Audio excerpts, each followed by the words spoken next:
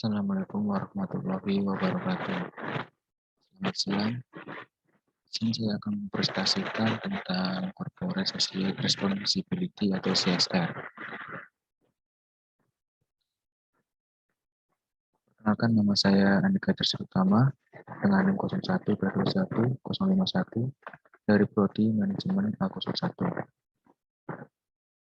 Definisi Corporate Social Responsibility atau CSR merupakan sebuah pengambilan keputusan bisnis yang dihubungkan dengan nilai-nilai etika sesuai dengan hukum persyaratan dan rasa hormat terhadap orang-orang, masyarakat, dan lingkungan di seluruh dunia.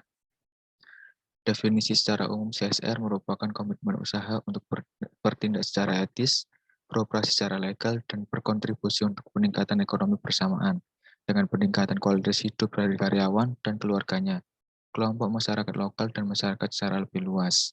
Contohnya, sebuah penanggung jawab itu bermacam-macam, mulai dari melakukan kegiatan yang dapat meningkatkan kesejahteraan masyarakat dan perbaikan lingkungan, pemberian beasiswa untuk anak-anak tidak mampu, pemberian dana untuk pemeliharaan fasilitas umum, sumbangan untuk desa, atau fasilitas masyarakat yang bersifat sosial dan berguna untuk masyarakat banyak, khususnya masyarakat yang berada di sekitar perusahaan tersebut berada.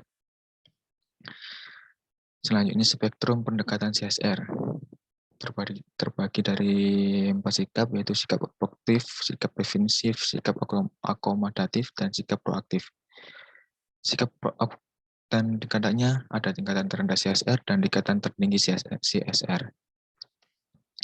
Selanjutnya, implementasi program CSR. Tanggung jawab fisik, yang pertama tidak memproduksi produk yang merusak masyarakat, tidak menguras sumber air milik masyarakat, tidak menyebar ke polusi udara buangan yang merusak kehidupan, dan yang keempat, tidak mendirikan bangunan untuk mempersukar arus lalu lintas masyarakat.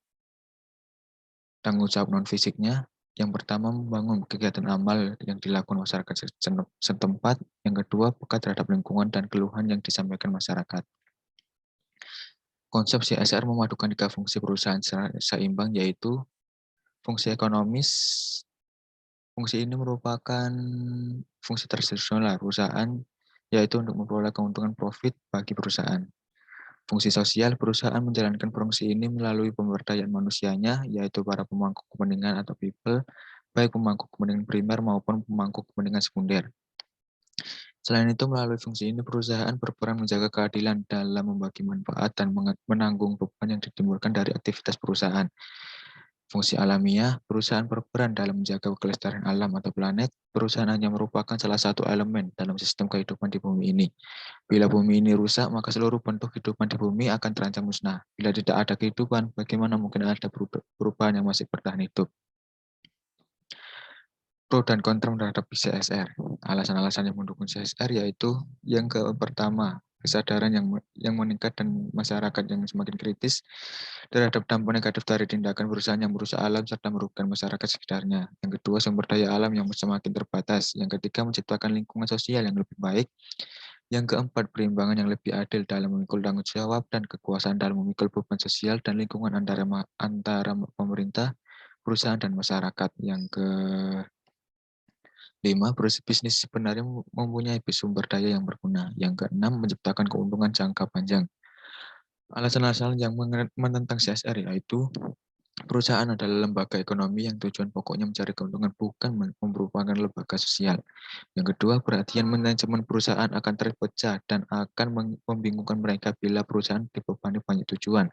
Yang ketiga, biaya kegiatan sosial akan meningkatkan biaya produk yang akan ditambahkan pada harga produk sehingga pada gilirannya akan merugikan konsumen atau masyarakat itu sendiri. Yang keempat, tidak semua perusahaan mempunyai tenaga yang terambil dalam menjalani kegiatan sosial. Selanjutnya, mengelola program CSR. Yang pertama, ada dukungan kuat dari manajemen puncak dan kebijakan komitmen yang tinggi. Yang kedua, manajemen puncak harus mengembangkan rencana yang merinci dukungan level. Manajemen misal besarnya laba untuk disumbangkan pada program sosial. Yang ketiga, eksekutif harus memonitor program dan menjamin agar implementasinya konsisten dengan kebijakan dan rencana strategis perusahaan. Yang keempat, organisasi harus melaksanakan audit sosial, analisis sistematis tentang keberhasilan perusahaan menggunakan dana yang telah ditetapkan untuk tujuan tanggung jawab sosial. Bidang-bidang CSR ada 3, yaitu tanggung jawab atas lingkungan, tanggung jawab atas karyawan, dan tanggung jawab atas penanaman modal. Selanjutnya, yang terakhir, manfaat CSR bagi perusahaan. Yang pertama, membantu mengurangi pengangguran dan menuntaskan kemiskinan bagi masyarakat. Yang kedua, meningkatkan kesehatan dan kesejahteraan masyarakat.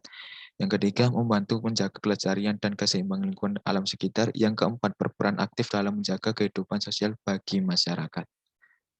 Sekian presentasi dari saya. Apabila ada kurang lebihnya, mohon maaf. Wassalamualaikum warahmatullahi wabarakatuh.